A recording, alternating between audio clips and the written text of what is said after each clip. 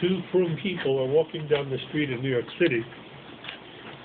They both spot, one spots a wallet laying on the floor, on the ground, and he picks it up. Two people are walking in New York City, and he finds a wallet on the floor, on the ground, and he picks it up, and inside he finds $1,000 in cash. And he also notices that there's a name in the wallet. The owner's name is there, and it happens to be a frum Jew that they happen to know that works in that area. So one says to the other, "Oh, what a fortuitous thing that his name is there. You can return it now." And the one who picked it up says, "What do you mean return it? I'm going to keep it." So the question is, what's the halacha? So I think most people who don't know anything about what our Torah says would assume that the one who says he's going to keep it is absolutely wrong. But this question came to me this morning. It's a real question. It came to me this morning. It happened last evening. And the answer is not so simple. The Gemara says in Bava Metzia and Daf Chavdalad Amud Beis, Rav Yehuda Avashokel v'Ozul Basri de Mar Shmuel b'Shukah de Beit Diso. Rav Yehuda was walking after Mar Shmuel in the Shuk, Beit Diso, where the majority of the people were not Jewish.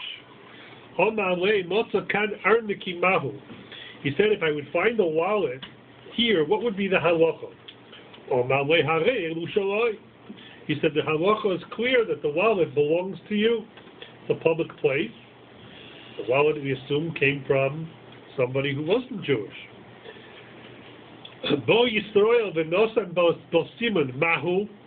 If a Jew came along and gave a sign that it was his wallet, in this case, the wallet has his license in there, he said, in such a case, you would be obligated to return it. So says, how can both be correct? Either I'm required to return it or not. So he answered, technically speaking, you're allowed to keep it even if you know it belongs to a certain Jew. Because since it was lost in a public place, where the majority of people are not Jewish, the person who lost it assumes, as soon as he realizes that he lost it, he assumes it will never be returned, and he gives up hope. He's miyayish, as Yush, he gives up hope, and therefore, technically speaking, the letter of the law is the wallet belongs to him. But above and beyond, a person should act above and beyond, and he should return it. So there's a machlokas, a dispute between the Rishonim as to what this means. The Mordechai, I stopped bringing Sorim with me, I just photocopy everything, it's easier.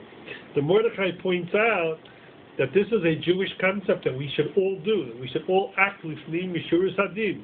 And he points out when Yischaru Yushalayim el Vashvil shemidu divreim al din Torah. Also lifnim mishuras hadin, that Yerushalayim was destroyed because people refused to go above and beyond. They said exactly the letter of the law, and because they didn't act above and beyond, Yerushalayim was destroyed. And therefore he says that Beis Din has the right to, if you bring this to a Rav or to a Beis Din, they have the right to force the person to return the wallet. The Rosh says this is nonsense. That's not what the Gemara means. The Gemara means that if you want to act above and beyond, then you have every right to do so, and you should do so, but nobody can force you to act above and beyond the halacha. This is a complicated area. The Shulchan Aruch in Choshen Mishpat and Siman Yud Beis points out that we pass from like the Rosh, not like the Mordechai.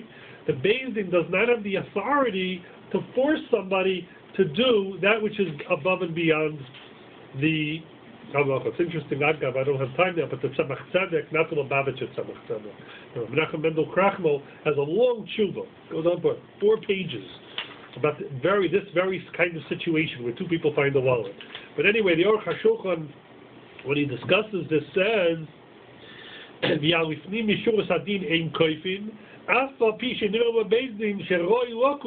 though it appears everybody that heard this case instinctively thought the person should return the wallet, even though that seems to be the right thing, nonetheless, Beis Din can't force somebody to do that.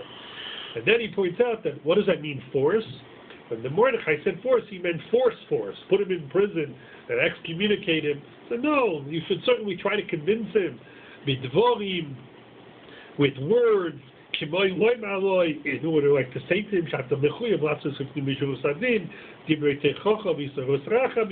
you should say to the person, don't you have any mercy on this guy? He lost $1,000. How can you keep it back? It's interesting that when the Shulchan Aruch discusses this very case, in the Choshen Mishpat Siman Reish Nun Tes, the Shulchan Aruch says the following. This I'll read in its total. Apapi shemin adin b'mokim sheroiv akum tzimatilu nosan yisol bo siman inu chayv lahazir. Even though it's true that technically speaking, like the Gemara that we just learned says that when the majority of the people in the area are not Jewish, that you're not obligated to return an object even if the Jew was able to satisfactorily identify it. It's certainly a good and upright practice to return it. To which there are no rights. If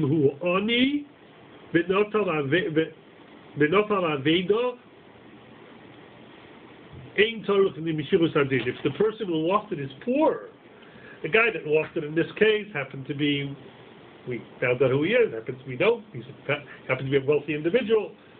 So he was carrying $1,000 in his wallet. I don't carry $1,000 in my wallet. But if you would find my wallet, take it from me, I'm poor. $1,000 in my wallet, then the halacha is you have to return it. Because the assumption is, right, the assumption is that a Rav doesn't have any money, so you have to return it. So that's the difference. So what would be with Snim Yeshurus Hadin to anybody else, for an ani, for a poor person who's not. So in this case, the person who wants to keep it is absolutely right up here halacha. Try to convince him. I spoke to him on the phone. I told him the right thing to do is to return it. If you're lucky, the fellow will give you a reward. I don't know what he decided to do. But that's the halacha. And what about Yayish if he doesn't even realize he lost it yet? So if he doesn't realize, if that would be the case, then it would be an interesting question for another time, but that does make a difference. But we'll assume that he won't know until he wants to buy something. The Gemara assumes though that people. Is that assumes that people always check if they're carrying money. Constantly check. I know that when I walk, I'm always checking to see that my wallet is with me. Okay.